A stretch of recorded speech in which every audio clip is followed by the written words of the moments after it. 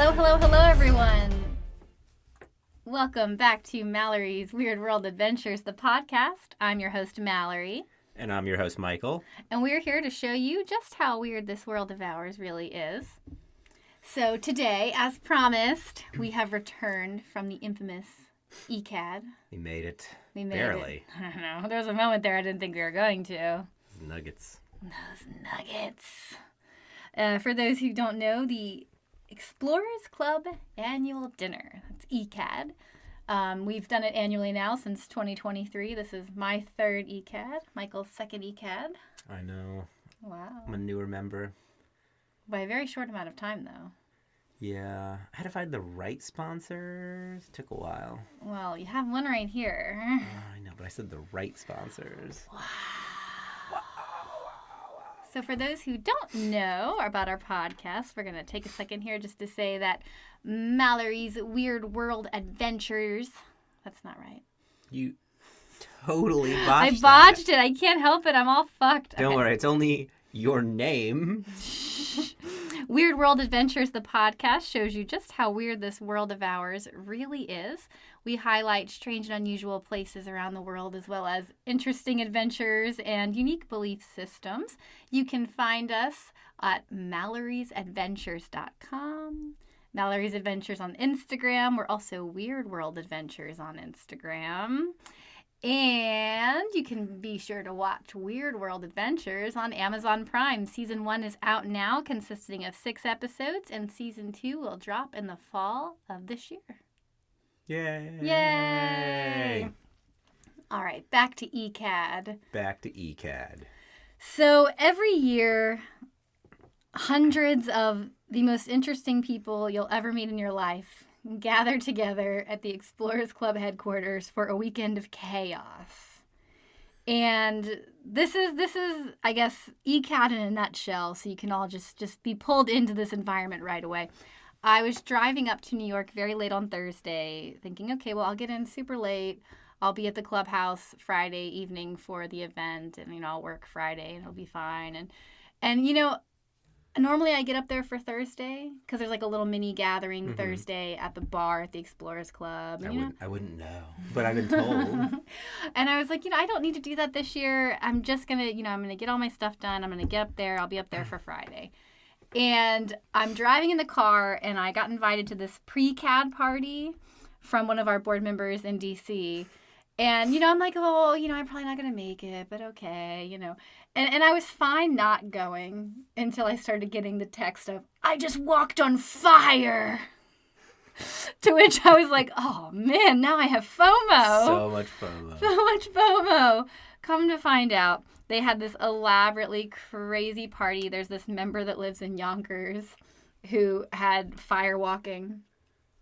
And I guess a whole bunch of other cool stuff. But everyone was so obsessed with the fire walking. And the favorite thing that I learned about this is that nobody actually had fire walked before. There was no pro or expert or somebody working on it. It was just I've read that you could do this, so we're going to try it. You can, though. It's a physics trick. We've walked through. We have. Yeah. But I'm just saying, no one had done it before, and everyone was just going, everyone was all in. So that's just the kind of people that you get at the Explorers Club. You just keep walking. Just keep walking. Yeah.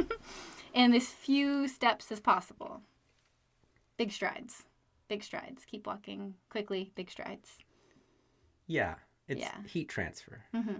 That's why you use, coal that are in ember form. Mm-hmm. And the soles of your feet are pore transferers of heat. Yeah. Mm-hmm. So if you move quick, there's just not enough time for any heat damage to even to sense it, right? Okay. I mean, think about touching a hot stove, right? The reason you tap it really quick, right, is because you can tell it's hot. It's long enough to tell that the thing's hot, but it doesn't hurt, right? Right. But if you left your, finger on there for maybe a second, it would immediately hurt, burn, right? Yes. Metal's a very good conductor and transfer, heat transfer, and charcoal and bottom of your feet are not. Okay. So long as it's a lower temperature, they're not good at transferring heat. Yeah. And if you just keep moving, it won't do any damage. Okay. Good to know. Yeah. Good to know. Like if you did that with like molten metal, Right. it doesn't matter how fast you're gonna fry. Yeah, and that's fair. Yes, that's a good point. It's a good like if you say you heated up, chunks of steel or whatever. Yeah. Obviously, it's also way hotter because metal. Yeah. But then the transfer of heat will be essentially instant, and you will burn.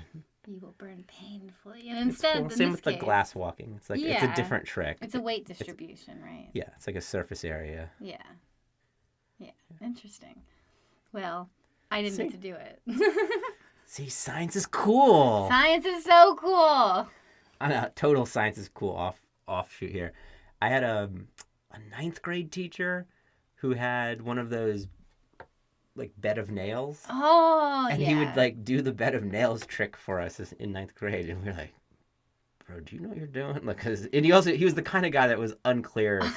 Maybe he didn't. Yeah, this guy, like if those just had impaled him and he died there, no one would have been particularly surprised. He gave off that vibe. It's pretty good. I don't know if you know what you're doing here. I know it's a trick, but I don't know if you know how to do the trick. But every year you would get on the thing, like lay across it, and then he has like the one that goes on top of him, and he'd be like nail sandwiched in, and then you'd have someone stand on him, stand on the thing, and we were like, "This dude's gonna die." Are you serious? Yeah. Are they allowed to bring that into school? Oh, who fucking knows? I mean, this guy wasn't playing with a full deck. Oh my God. And he had been there forever, so I'm sure like just nobody had checked what shit was in this guy's room. He also taught it was 9th grade, so it was like earth sciences. What does that have to do with earth science? No, nothing. And I also learned no earth sciences because his actual passion was Civil War history. I'm like, but there is a class that teaches history. Right, and you're not teaching But you're teaching this. Oh my God. Anyways, total lunatic. Oh my God. Didn't die on the bed of nails, but science is cool. Oh my God. Meanwhile, my senior year when I took physics in high school, first of all, my teacher's name was Mr. Watts. I thought that was pretty funny. Good. And he taught, physics. And he would teach us in a consolidated amount of time. So it was like an hour and a half class. He would teach us for 45 minutes. And in the second half of class say, you can now do your homework or just do whatever. I don't care. So we wound up more than once on his computer, because he didn't care what we did, looking up Mayor McCheese and other old McDonald's characters that were retired. So I learned a lot about McDonald's history. That's good. Was that on the SATs? Definitely. Yeah. Mayor McCheese is like a common question. Yes. Yes, definitely. I learned to play poker in my physics class. She was a retired NASA engineer. Cool. I don't remember what her role at NASA was, but she did not work at NASA and took the very prestigious job of teaching a bunch of shithead 12th graders honors physics. Oh, no. And proceeded to teach nothing at all, and literally just gave us like decks of cards, the little glass beads. We used those to gamble. She just like provided bags of them, and it was the currency of gaming, and just like facing back to the board, no teaching. I don't even know what she was doing all day, but it wasn't interacting with the class in any way. Oh my God. I learned how to play poker. Nice. Very nice. The things we learn in school. No physics. No physics. Which then did come back to haunt me, because I then needed physics in undergrad and in medical school and as a radiologist. Oh, it was specifically necessary for every step of the way, and I always felt like I was like a little behind, right? Like maybe like a semester worth of knowledge behind. I had to like catch up each time. Oh my god, it's pretty painful. Yeah, it's pretty good. It was worth it. Anyway. Yeah, that was a tangent right there. ECAD. ECAD. So you missed the firewalking. I missed the firewalking.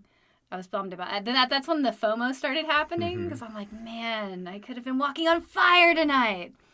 And made it in, worked on Friday, and then kind of got to the clubhouse super late there's a bunch of festivities usually on Friday.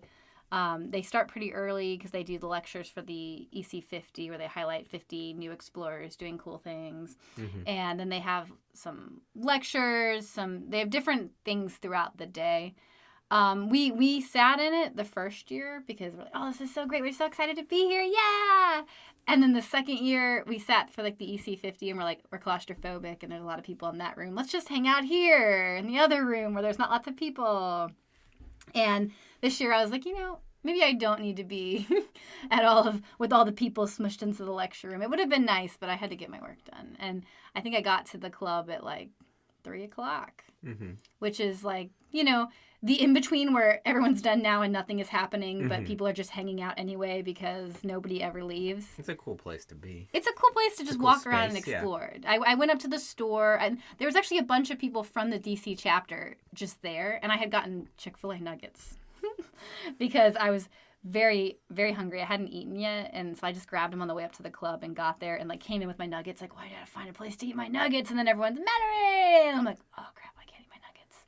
So I walked around with the nuggets for a while and saw some people from our chapter in DC and said hi. And it is a very cool place to just hang out for that time. And when the first year that me and Dakota came, we were like, we have to go back to the hotel and get ready and be all dressed up. And our special new member reception starts at 5 p.m. So we have to be there at 5 p.m.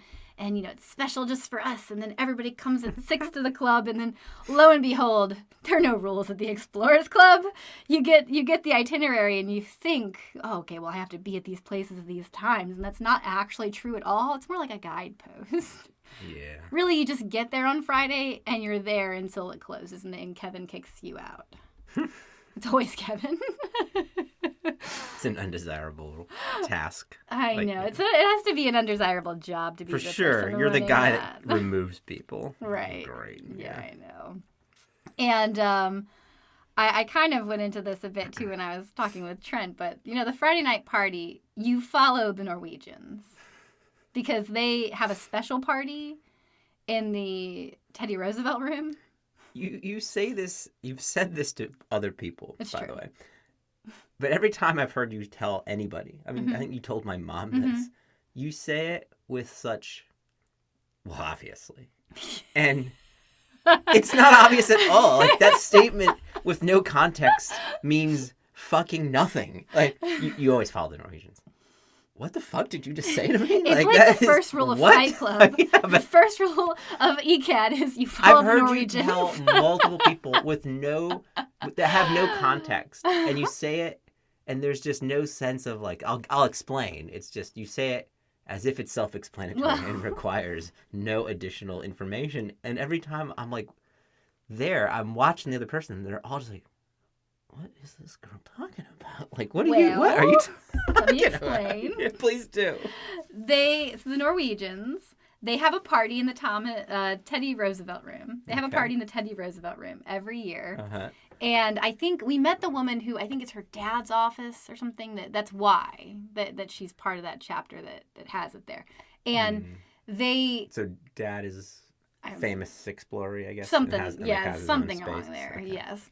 And father, like current active living person? I don't know. Or is it like a living person, yes. Oh, okay. Yes. Not there's a bunch of... My grandfather, No. There's a donated $100 million and now I have a room forever. No. Okay. There's a bunch of like famous artifacts and things that are in the room, and it's called the Teddy Roosevelt room for a reason. I couldn't tell you because I learn new things every time I go there. Mm-hmm. I don't know it all. But they have the party there. And first of all, it has all the good stuff. So, they serve the cheap stuff for everybody downstairs, but the good stuff is in that room. Mm-hmm. And they also have... You wouldn't even know what the good stuff I don't. And I also was like making an effort to not drink. So, but there was... Oh, my dear. Come on in. This is the good stuff. Can I interest you in some aristocrat vodka? I know it looks like it's in plastic in large quantities, but I assure you, it's very good stuff. Well, they also have the finger foods, and I do know good finger foods. Okay. They have like the good food up there. They have the good foods and the snacks. Fatty stuff. I do know the fatty stuff. They have all the good fatty stuff up there. So really just the treats and the drinks and everything, it's all up there, and there's that big table so you can kind of sit around the table and chill a little bit.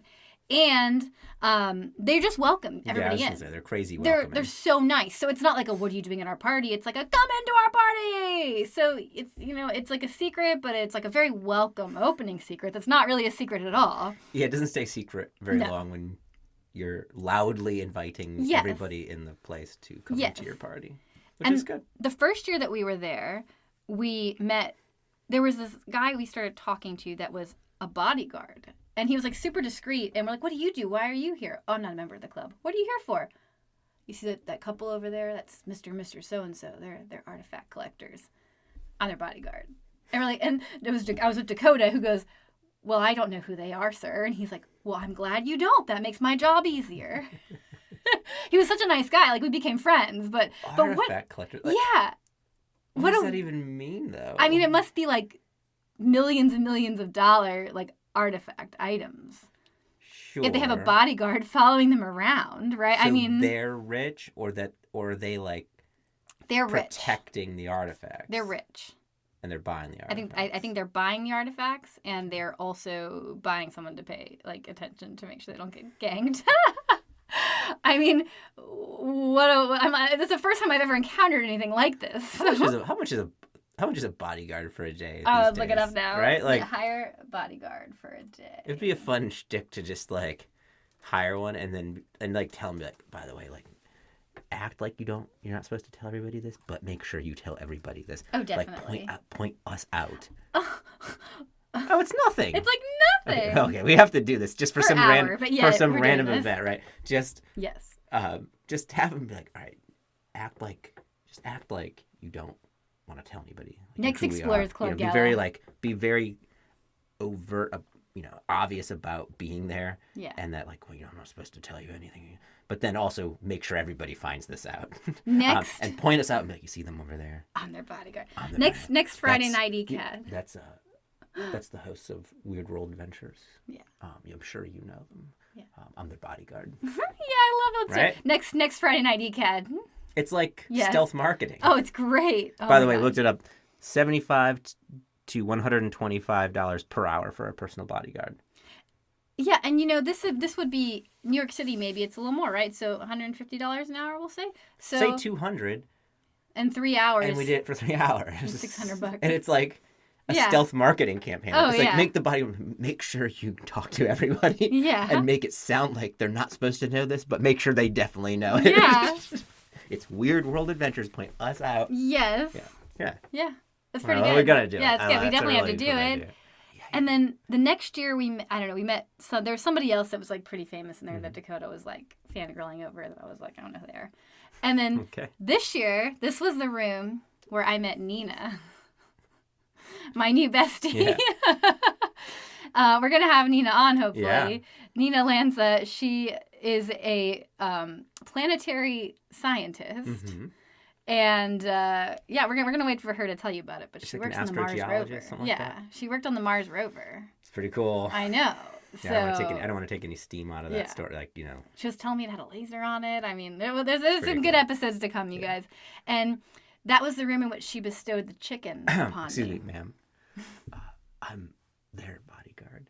You see the woman over there? Yeah. Okay. Yeah. Oh. She's fancy. A famous TV show host. Okay. Weird World Adventures. Also, owner of the penis gourd. Oh, that's right. She is the owner of the penis gourd. We can tell him about the penis gourd. Yeah. But first. Okay. First. Jump the gun there. Jump the gourd. You jumped the penis gourd. Mm-hmm. There's gonna be a lot of penises in our future. some more than others. That was the room in which I was bestowed the chicken. Oh, yeah. Yeah. So Nina has this shtick where she acquired a tiny, weird bead-filled like rubber chicken from someone at a previous ECAD. And it's a small version of a classic rubber chicken, like the yellow rubber chicken that you would know from everything. Yeah. And she decided to get 2 more and make it 3 and like bestow them on people to take on their adventures to get crazy pictures of chickens around the world. And I was bestowed a chicken. It was an honor. You've arrived. I've arrived. I got the chicken. And anyway, so that happened there. You see that couple over there? See that chicken over there? I'm the chicken's I'm bodyguard. there for the chicken. Yeah. And then we kind of did our rounds and ran into Josh and Candy. Yeah. And I have to subtly, discreetly say that I can't say it too loud because that Josh Gates was one of my inspirations into the world of exploration. Yeah, you've told me that. I know. And so when we wind up, kind of partying with him all weekend and being buds, it's like a weird out-of-body experience for me where I'm like, what's happening with my life? It's we talked about this briefly, yes. Off mic, but it's the kind of we had like a flip-flopped experience at like a convention recently. Yes.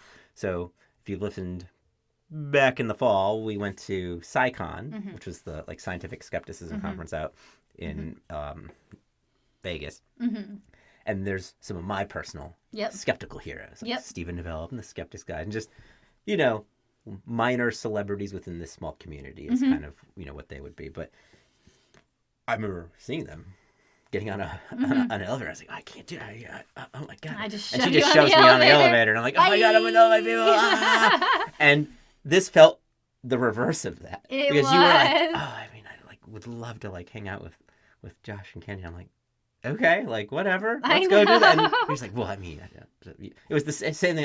It had completely no effect on me. And you were just kind of, yeah. And it's reverse at SciCon. And at SciCon, I was just like, I made all the friends. It's these people. Like, just then go say hi to them. I know. Get on the elevator with them. I made all the friends with ease because there were no stakes. And then in the exploration world, it's like, oh my gosh, that's so-and-so. Oh my gosh, that's so-and-so. There's all these crazy people that have done these great things, and I get the biggest imposter syndrome. And then we were hanging out. You're the chicken lady, though. I am the chicken lady. It's true. To be here. And then next year we're gonna have a bodyguard. Right. Definitely look if like we get the dates right.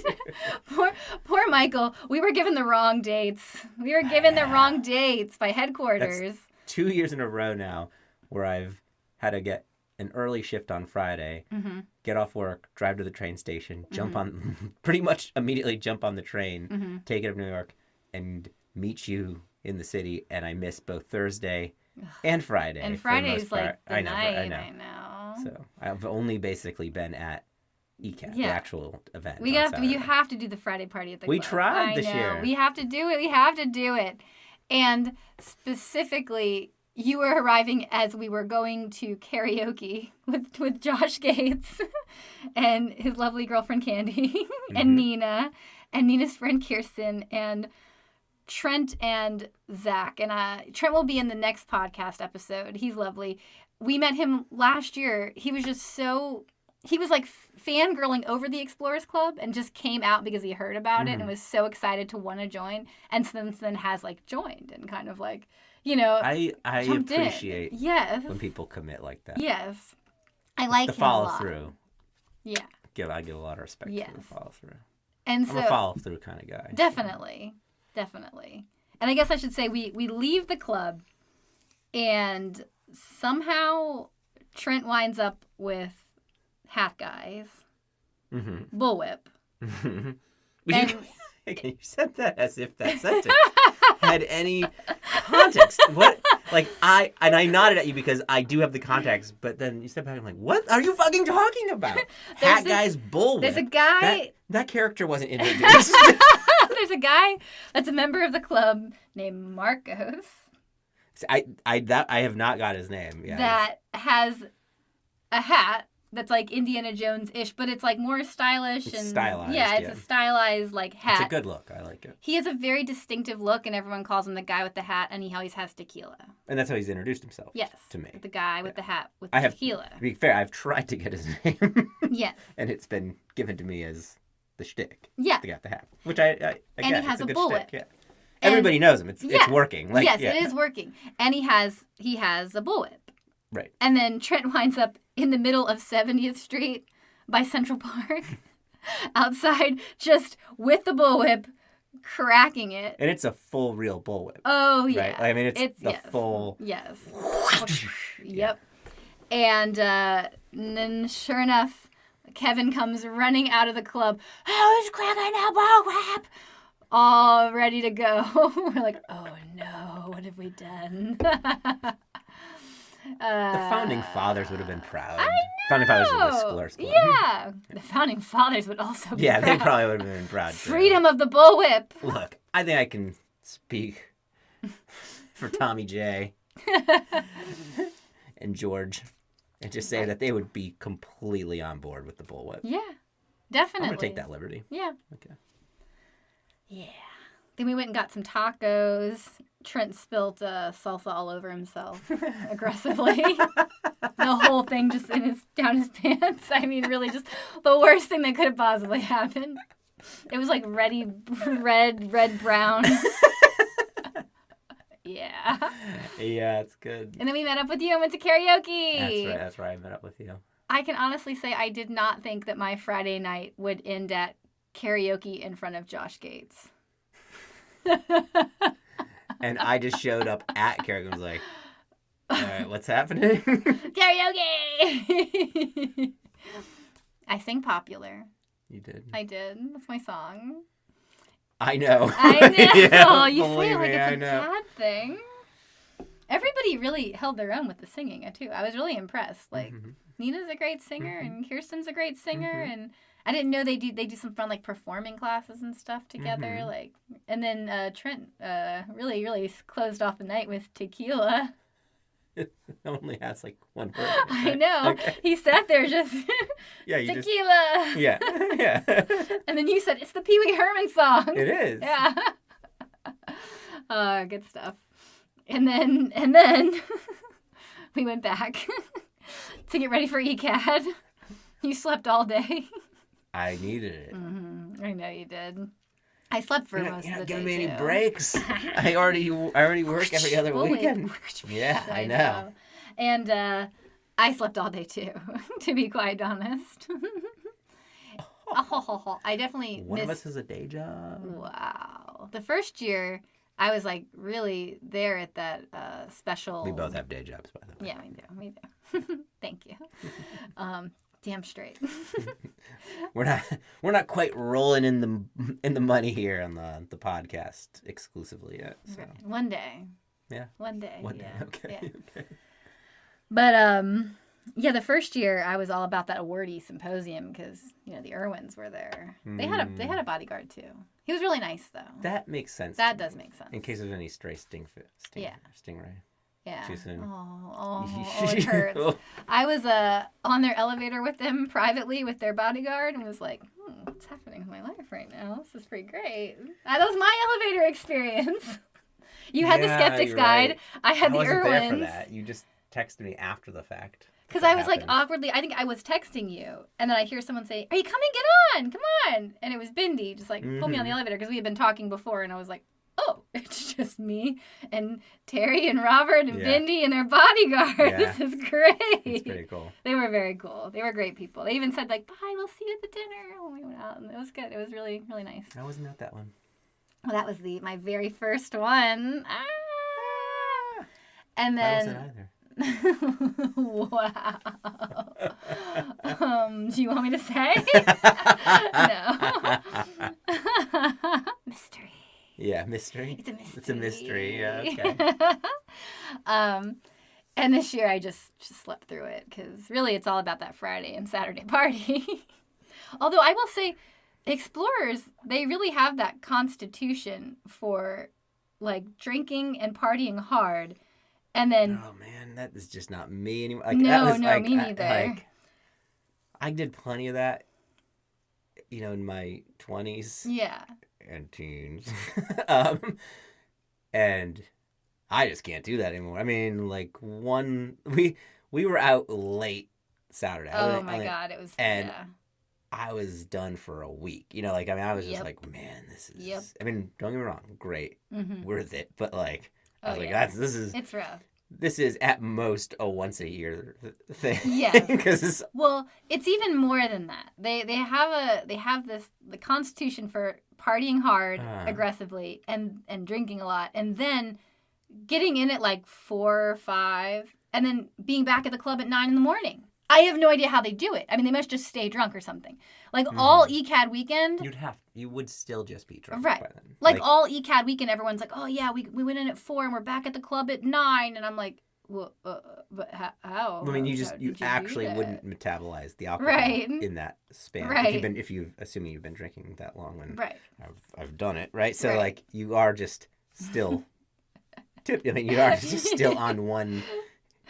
One bender, right? I mean, it's just just a weekend-long bender. People come to an annual meeting after ECAD Sunday morning at like 9 every year. Yeah. I don't know how it happens. I've never made that meeting. I actually, you know what? The first year, Dakota was lagging, and I like dragged her ass out of bed, and we got there like 30 minutes late. But there's a nice breakfast. This is the first year? Yeah, the first year.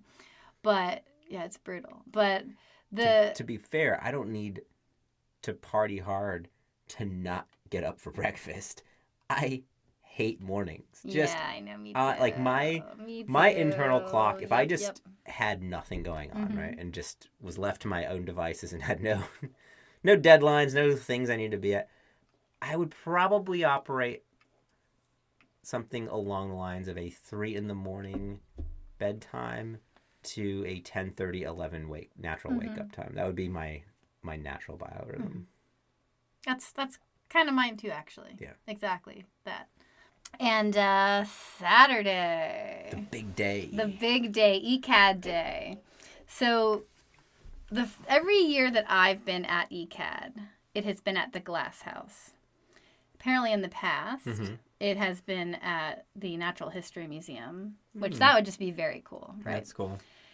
And it's been at Ellis Isle. That's cool too. Yeah, they've had a lot of cool places. I didn't know you can like rent that space out. Yeah, I know, right? And but since I've been here, it's been at the Glass House, which is nice. I mean, it's a very like nice, pretty, shiny glass building, hence the name, where you can see the skyline of New York and the water. It's very pretty, and we know where stuff is, which makes it even easier and better. And so we get there. Yeah, it's cool. Yeah, it's a cool space. We got there extra early because we wanted those spiders and still couldn't get the spiders. Yeah, you had a whole plan. I know, and there were no spiders this year. Move. Well, if we're, like, I guess to do the wish list of ECAD, you have to kind of move fast to get it done or you're going to miss out. So you want to get there early to get to the bugs and weird food as they're bringing it out. The weird food bug stuff is great. Oh, yeah. It's more, the first time you see it, it's like jarring. And then like this year, it's like, it's every time you see it, it's a little more like, okay, well, I've seen this. I know. It becomes less alarming. And somebody ate the display spider. We should have just done it. I know. We should have been the asshole that did it. Right? I know. We should have known that some other asshole's going to do this. Exactly. So let's be that asshole. Damn it. I have my eye on that spider. I was ready to eat that spider. Oh, I know. I went in fully ready to eat that spider. I know. And then they didn't have them. They're like, there's just 2 on display. No, we're not making them. The chef. Budgetary constraints. Oh, I know. He was very nice. He like held my hand all fancy pants like and was like, oh, I do like the fancy one, I know. And this is the hand sandwich, yes. like, the lock. I'm sorry. I'm so sorry. Yeah. I do that in medicine. Oh no. I really understand what you're going through. It's a good one. There's no spiders this year. Oh no. Oh no. Yeah. I'm sorry, but there's no cure for herpes. Oh my god. But they did have, one thing that is gross that would probably have the same impact for me as the spider that I just would never, ever, ever eat. You just did that whole thing. It's just like primarily a visual shtick, by the way. I know, it's fine. Gonna play great on the podcast, yeah, sorry. Just no worries at all. The cockroaches. They have like Madagascar hissing cockroaches. And I'm gonna be honest, that would have the same ick. I can't believe this girl is eating a cockroach factor as the spider would. But it's just so gross to me. Like it's so unsanitary. And I know that I'm sure they're saying, but it just does not resonate in my mind well. Yeah, to me, cockroaches are gross in a dirty way. Yes. And the spiders are gross in kind of a badass way. A creepy way. But like, I feel power. Like, I am consuming this thing that people have nightmares of. Yeah. Like, nah. Whereas the cockroach is like, I mean, oh. Yeah. That's why you like the scorpions, too. I do. I like the power. The scorpion, play, you know? I don't mind. You know, it's always a little alarming every year, but I don't mind. It doesn't taste like anything to me. Yeah. It's just very crunchy. Yeah. It tastes like the lettuce that it's served on and whatever the little, like, sauce is. Yeah. Yeah. Well, I didn't have enough lettuce on mine. And it definitely, like, kind of rolled out of the lettuce and had more of a taste. Classic mistake. Oh, it was very, like, it's like a metallic-y peanut See, I don't really get any taste out of it. Oh, there's definitely a taste. I believe that you have a feeling. I believe it. I just don't taste it. There's a lot of, like, a variety of worms, Just too. a lot of, like, you know, like getting pieces of the carapace out of my teeth, yeah. I've had exoskeleton stuck in my teeth. It's pretty gross. Comes out the same way. Oh, no. I mean, we do get kind of sick after ECAD. Maybe our body's like, you shouldn't be eating those scorpions. I know. Well, I tried to eat this. I was ready for a tarantula. That was this year's goal. Yeah. I was going to, like, leave one of the legs hanging out of my mouth. Oh, they were smaller this year, though, too. Even the display smaller, one was, like, smaller than the last one. So maybe there was an issue with getting some tarantulas. I don't know. But their big thing that they were pushing this year was the iguana. Yeah. I don't know how that's okay. I love the Explorers Club. I'm not saying it in a bad way, but it just seems like the insects and all those, they're invasive species. So for me, like, that writes it off in my brain. Like, well, this is an invasive species that we're taking, you know, like. When insects are consumed as food in a lot of cultures, they are. They're actually quite nutritious, I think. But an iguana? The iguana bothered me. It looked like. It bothered me way more than any of the cried. bug-related things. Well, they started. I didn't cry. It was like in the full lay stance. It was fully just, this is an iguana that's been cooked, and they flipped it over and started chop. And I like couldn't look away, but I started like crying because I don't know, I couldn't do it. I'm like, that's my dragon friend, don't kill him. He did. And then there was that weird fish that was like ground. Well, It was crabs. I'm not a seafood person, period. So making it weird seafood, certainly not making me want to have it anymore. I just can't do the seafood thing. I can't do the smell of seafood, really bothers me. And the texture of a lot of it bothers me. I can't do slimy things or like any kind of like shellfishy type food. Right. It wouldn't even matter what it tastes like. I wouldn't be able to get over the texture of like shrimp or squid. But yeah, I don't know. Seafood's not my thing. I don't eat anything from the sea. They had I don't know, was it a blue crab? It was some kind of special crab. But it was like smushed into juice. And that juice looked. It was like pureed into a fine juice, and I had it because I was like, why not? That's right, you did have it. Why not? It was in this little glass thing, all fancy. It was a liquid. It was fancy. They did fancify it. Yes, it was like a fancy liquid. And I'm like, knowing that this is a liquid, it's not a texture thing for me anymore. So I had it, and it was just very salty. Like, very salty. Yeah. That's all it really tasted like was salt, to be honest. And then we got our portraits taken for the first time ever. Oh, how about that? Fancy pants portraits. Yeah. It was all nice and dramatic. We're going to put it over our wall, our mantle. That's right. Yeah. Yeah. Like, it looks like an old hunting portrait would be, or like an old, like, you know, I'm an adventurer. Here's my adventure stance. It looked like something Teddy Roosevelt would have had commissioned of himself and then put in his, like, presidential office, right? Yeah. It's great. Like, even just the aesthetic is meant to look that way. Like, it was perfect. The lighting and the coloring of it. It was pointed out to me that I should have had a pipe. Yes. And a pipe would have gone. And I do have a pipe. That would have been so good. He really knew what he was doing because you had your hand in your pocket. Like, everything about it was perfect. It's almost like he was a professional. What? And then there was a bunch Felix. of... Felix. Yeah. Felix Kuntz. Kuntz. Yep. We recommend him. Check him out. Yeah. And he's New York based? I don't know. I'm not sure. I think so. I do think so. I think so. There were also a bunch of, like, really relevant people there that we had no idea until after the fact. Like, the direwolf guy, Ben Lamb, was there. That's cool. He had his portrait taken. Is it Colossal? What's the name of the company? Colossal Sciences? Yeah. Yeah, he was there. Mm-hmm.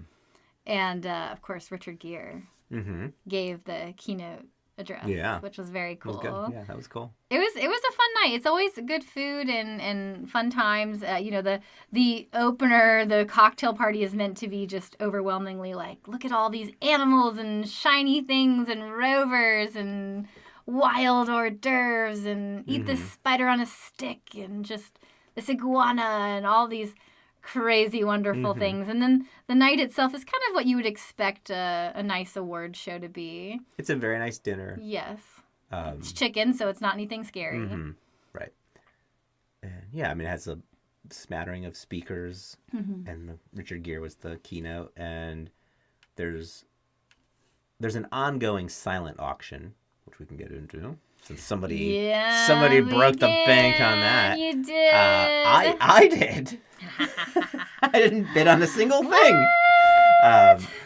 And kind of during that time, there's a live auction at dinner too, which is for the high-end trip-related experience. All of a sudden, you want to put up your hand. Go, it's at 5,000, and then it goes from 5 to 25 within 3 seconds. You're like, oh, we put my hand down before he says 27,000. You're like, oh no, I don't want that number. Nope. I was there for 5. I just wanted to get my hand up. Yeah, just one time. But the silent auction, I was really butthurt from last year because I wanted to win a crystal dagger, and I would have won it. Except I didn't get my information in time. So I ruined it for myself. And I wasn't going to make that mistake this year. So I bid on several things thinking I wouldn't get them, and then I got all of them. Great. Yay! But they are great. There was a sake set that was just beautiful. That was like a steal. It was like nothing, and it's very pretty, and that was nice. And then we got Autumn, our daughter, the most adorable little jean jacket with the Explorers Club logo on it, and it has a matching hat. Yeah. Little toddler outfit. That one, we were not the only bidders on. That one was not a steal. It was not a steal. And then I won a penis gourd. That one was worth it. Yeah, it was. You might be asking yourself what a penis gourd is. And it actually has a real name. Let me see if I can tell you. 1 second. So it's called a koteka. Koteka. Yeah, I did know that later. Which is a penis gourd. It's a penis sheath traditionally worn by native male inhabitants of Papua New Guinea. So it's like this. I'm collecting my thoughts. It's a gourd, and it's like carved and emptied and shaped, and it's very long, and it just like you kind of stick your penis in it. Whose penis is that sized for? Well, other than me, of course, because well, I think it's just supposed to like cover it and then like look like impressive and look like there's an extra 18 inches at the tail end of it. Yeah, some of us do that. Some of us. I wonder if there's some pictures of it. So you can, look. Oh my God, Mallory. Michael. Mallory. Michael. Don't click the images. Don't do this at work. Oh my at least. God. See? Googling penis gourd Papua New Guinea and hitting the image tab is not safe for work. Some of them are curved, but ours is straight. Is the gourd curved or is the dick curved? Do they make them? Are they like customized? You know what it's called? The curved penises? What? Like if they're too curved? What? Peyronie's disease. Oh, I did know that. You've told me. Yeah, curved penis disease. Yeah, it's. Oh no. Now you're gonna get a little something here. The corpus cavernosa are the chambers that fill up with blood to give you an erection, to give a guy an erection, and they can get dystrophic areas of calcification, and they kink it. Oh no! Because it can't bend around. Like the calcium's a fixed point. Oh no! So when it like expands, it bends at the points. So you can get some like pretty severely kinked. Janky penis. Oh yeah, Johnsons. You can get some kinked Johnsons. Oh my god! When I was a resident, we were for a brief time doing penile ultrasound studies, which I published a paper on and presented at a major international conference. And the reason I presented it was because I wanted to be the guy with the penis presentation. Right. I had no interest in what the study showed, but knowing that I got to be the penis guy was worth its weight in gold, right? Yeah, definitely. Anyways, the penis ultrasound, you would like ultrasound them and get blood flow measurements with the ultrasound, like while they're flaccid, and then you would inject these poor bastards with a medicine that would make them erect. Oh no! And it was an intrapenile injection. You would just jam the needle right into the dick. Oh no! And then you would get all the measurements again. And I was like,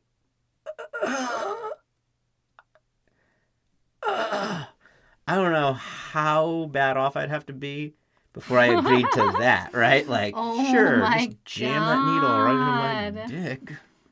And manhandle my penis, too. The whole thing was awful. Thing seems awful. Yeah, oh my gosh. But also, I put that on my resume for jobs afterwards. Of course. The only thing that was mentioned on any of my interviews.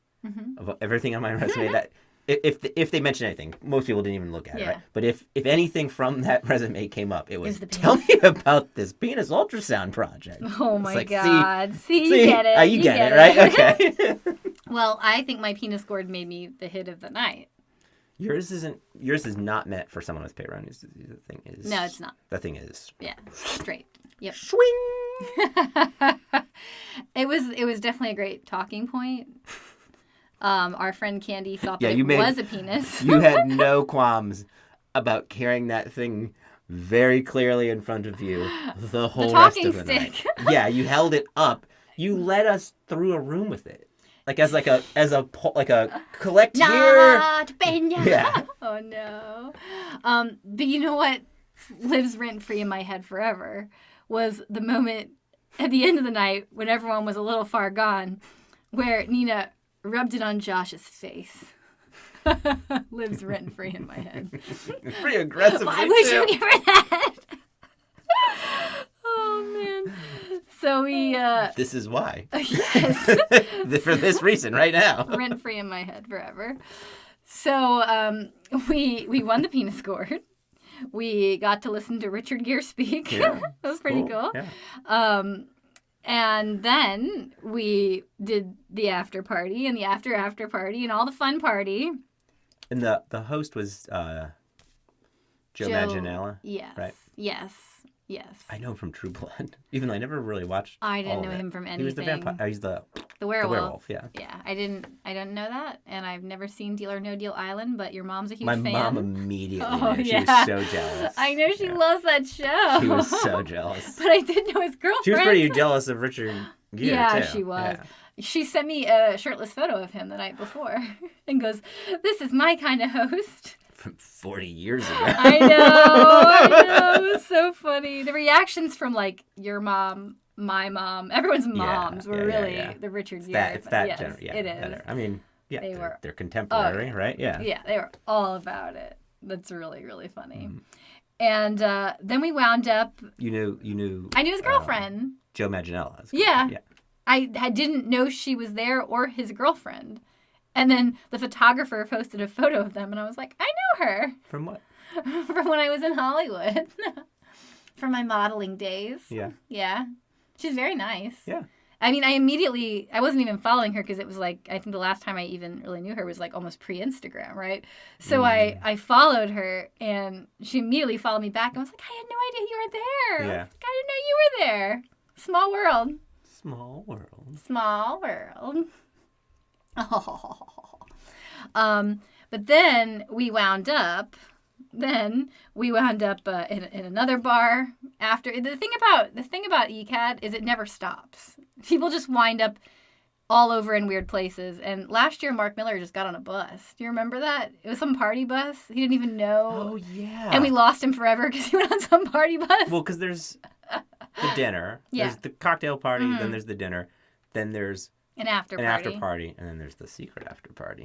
And we were supposed to meet him at the secret after party. And he just disappeared. Yep. And when we talked to him, he was like, I just ended up on some party bus, and yeah. I don't know where I went. Like, I don't know what happened. so it was a great party. Yeah. No idea where I was or what was happening. Yeah. So that's kind of what happens. And the first year, I pieced out right after the after party. And Dakota's like, we're going to so-and-so here. Are you going to come? And I was like, no, I'm going to go to sleep because I'm lame. Womp, womp, womp. This year, I don't know. I was having so much fun. It was so much fun that I kind of just lost track of time and my phone died. So I had no idea what time it was, which helped because then I'm not worried about what time it is or when do we have to get back. Everything went out the window. And it was probably a hint when the sun was coming back up. I know. And we all start walking afterwards, our posse. We got Josh Gates and Candy and Nina and Josh's BFF Jan and Trent and Zach. And it was a Kirsten. fun yes. group of people. And we're just wandering. Somebody knows where we're going to get to the bar. Supposedly. And the weird thing is, I feel like personally we're just wandering, but then we wind up where everybody else from the club went. That's what happened at Tacos the first night, and that's what happened this night. Like, everyone we knew was at the next bar. Like, everyone just knew where to go. Well, I think I got in there. I was like, is this just another after party? Yeah, like, this is just our this people. A planned thing? Yeah. I'm like, but this is the same group of people. We just left that party. And now we're here. Yeah. And so we like chilling, hanging out in another bar afterwards. And that's when the Nuggets happened. The Nuggets. So Nina was very aggressive about, we need to get Nuggets. And then that sounded like a great idea. So then I was really also aggressive about the Nuggets. These are McDonald's chicken nuggets. I know. I don't even like McDonald's chicken nuggets, to be honest. Just to clarify. And then there was a point where we were screaming at everybody about the Nuggets. We gotta get the Nuggets. We gotta get Nuggets. Yeah. Yeah. You were. Oh no! We really wanted those Nuggets. And then there was a point where Josh was like, "What is it with you and Nuggets?" Yeah. I don't even like McDonald's Nuggets that much. Oh, really? I like the Nuggets. I don't. Okay. I used to like Burger King Nuggets. I didn't like McDonald's Nuggets. I know. It was when I was little. What? I know. Wow. I never liked McDonald's Nuggets. And then we're gonna have a serious. Do you remember when someone found that Mike, you liked Burger King?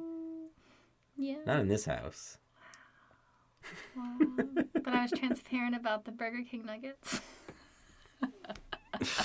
But do you remember this should have been disclosed to me before we got married. But do you remember when someone found the chicken head? I never unsaw that. Was that real though? I don't know, but I never Because it seems unsaw like it. I know what you're talking about, and it also bothered me, but it very much seems like the kind of thing that was fake. Maybe, but I couldn't unsee it after I heard it. Do you know what? I mean, for years, me and my friends' plan, our get-rich-quick scheme, was to start dropping stuff in the nugget maker and then making sure we were the people that got the order and then suing McDonald's for it. So you were Keenan and Kel. I put the screw in the tuna. Yes. Oh my God. Well, they tasted great at 5 a.m. What about the one with the head in it, though? Not that. Okay. No. So we wind up, Josh pieced out with Candy, and then it was me and... He didn't think we were going to make it to He didn't think we were going to make it to Nuggets. We did. Josh, if you're listening, we made it to the Nuggets. He was wrong that I wasn't going to make it to the Nuggets. But he was right that they were a bad idea. He was not. Yeah. He was not about the Nuggets.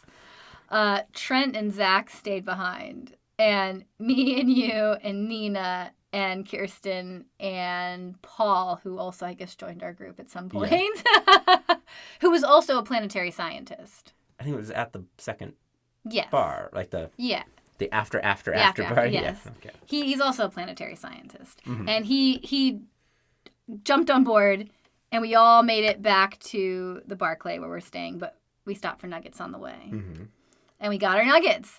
And then there's just this sad group of explorers that have been up all night long eating McDonald's chicken nuggets and sharing drinks, because there was definitely only 3 drinks, in the lobby of the Intercontinental Parkway, which is a very fancy hotel. Yeah. So I'm sure they were thrilled that was happening. Yeah. Although we did look nice in our nice little outfits. The outfits looked nice. We looked like shit no. at that point. It was at that moment where my phone was still dead. I've seen pictures of me at that point. It's not Oh, good. yeah. There was my phone was still dead, but someone was like, oh, it's 5 a.m. Yeah. And then at that moment, I was like, The sun was coming up. Yes. And I said, you know what? Thank God we're in the lobby. I'm going to ask for a late checkout. And that was a very good thing to do. So I got my late checkout. As you may see, I will not be making the normal checkout. As you can see, we're in your lobby eating nuggets. Please let my checkout be an hour later. Yeah, it was a great night. It was the only night in a long time that I can remember that I was up all night like that. I stay up. Well, I mean, because I work a lot. You work nights. nights. I have a real weird schedule, and I like nights. Yeah. So. Yeah. Doing something, I guess. Yeah. Like out. Sure. Yeah. Yeah, because I mean, there's sometimes we stay up and we're like, oh my God, it's like 4 a.m. It's 5 a.m. Watching movies and shit. Yeah, but this is like out and about. Crazy partying. Yeah. Oh my God. I know. We did that in unison. Terrible. Oh, it's painful. Sorry. Oh no. On that note, do you have anything else you want to add about ECAD, Michael?